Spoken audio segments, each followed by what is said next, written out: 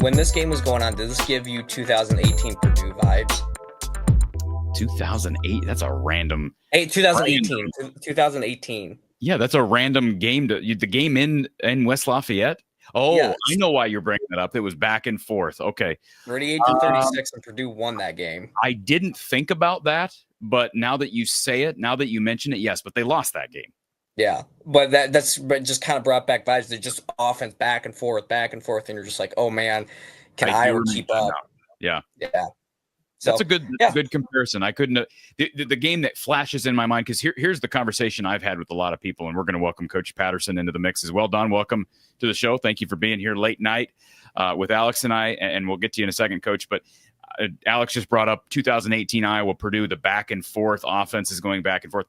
It's rare that we see that with Iowa teams under Coach Ferentz, especially in the last 10 years. But I'll say this, Alex, we've talked on this show about how rare it is for Iowa's offense to bail out the defense. And the game that comes to mind for me was 2017 when Iowa won 44-41 in Jack Trice Stadium against Iowa State.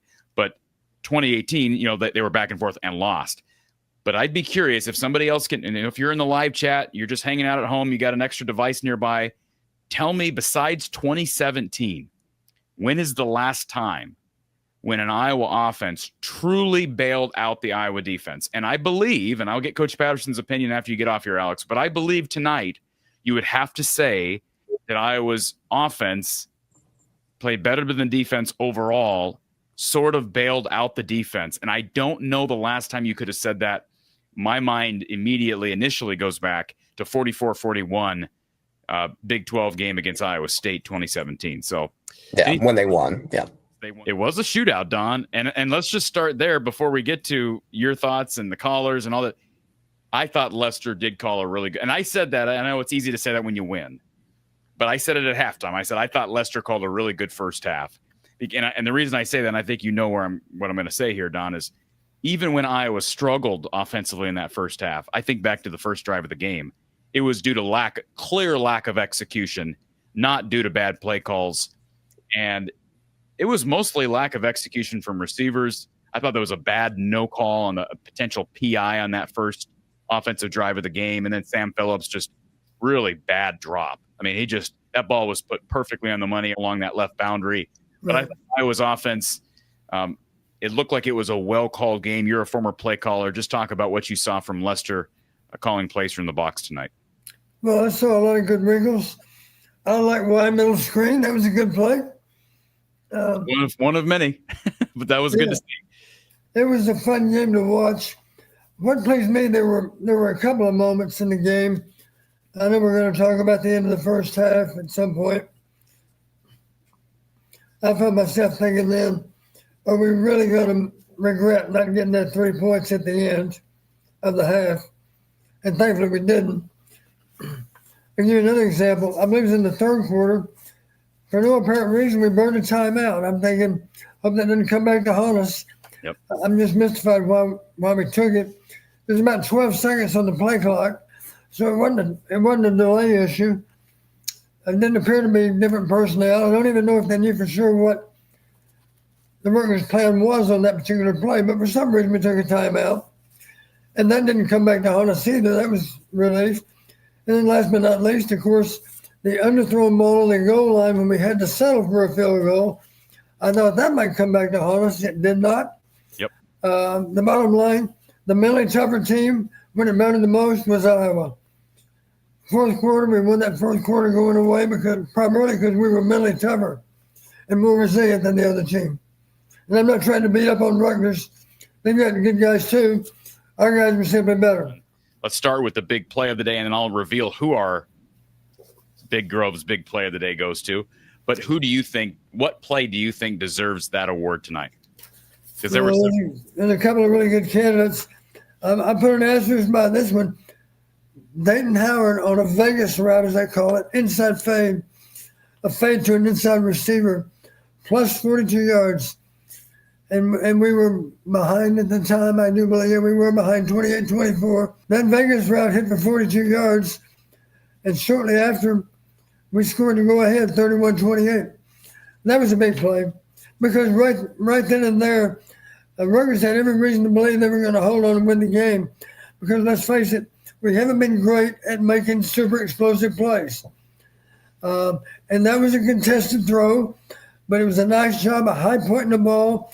Again, I got to give some credit to our coaches on the bench because Dayton hadn't played much all night long, but they knew if we're going to throw an inside fade to an inside receiver, if he's covered, it would be nice if it was a 50-50 ball.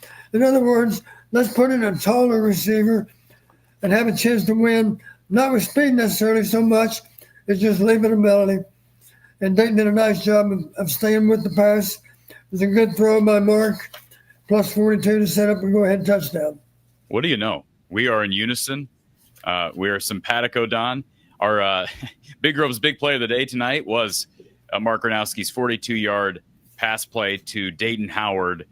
6:33 left in the fourth quarter. I went back at the end of this game and was like, when did that play happen? Because, you get caught up in the moment, Don. I'm like, 6:33 left. They're down 4. They need a touchdown. Yeah, the clock was long and the field goal wasn't going to be much help. I did find myself thinking, do we dare try to win with 2 field goals? By 1, I wasn't even sure we'd get the ball back. Because, like I said, the clock was low. That was a big play. And reassure everybody again, Corey, we didn't discuss this. We both agreed on the same play without knowing what the other thought. And again, there were several candidates. I mean, Alex was really confident when he jumped on here a few minutes ago. He was like, hey, it's Caden Weegen's 100-yard return to start the game. Big play, no question about it, big play. Then I thought the tipped ball, I mean, Llewellyn to finally get home by the slimmest of margins, affect that ball. And then Jackson Rexroth, the guy who doesn't play a ton, former walk-on linebacker, who's kind of played at a couple different positions on the defensive side. What a great story. He dives and gets his arms under that ball. What a huge play. But to see Dayton Howard make a play, and he's a guy I've talked about, it's not like he's been some star, but what a big play and a big moment for a guy who's being called upon, partially because Reese Vanderzee's out with injury. He's really the only other guy that gives them length. Right. And Don, you've talked about the fade, but a great route run by Howard, well-placed ball, second down and 6. But keep in mind, Iowa was at its own 47-yard line and needed a touchdown with under 7 minutes to play. And as you know, Corey, we've proven we can put together a long drive maybe, but it's going to take a long time, right? Yes. To just grind it out is nice unless the clock's an issue. And I was sitting there thinking, do we have time to drive into field goal range and hit a couple of field goals? And let's not forget, we missed a 40-yard field goal tonight too. So yes. We both have great faith in Drew, but Drew's still only human. Nobody makes them all. Let's be honest. There were a number of times tonight, Don, where Iowa's defense could not get off the field. You're right. Was a moment there in that I believe it was the third quarter drive where, I think it was early fourth quarter, where Rutgers goes down the field for a touchdown, and it kind of resembled what we saw in that first quarter. So to be able to go out there, get a super explosive play to a guy who's been really quiet throughout his career.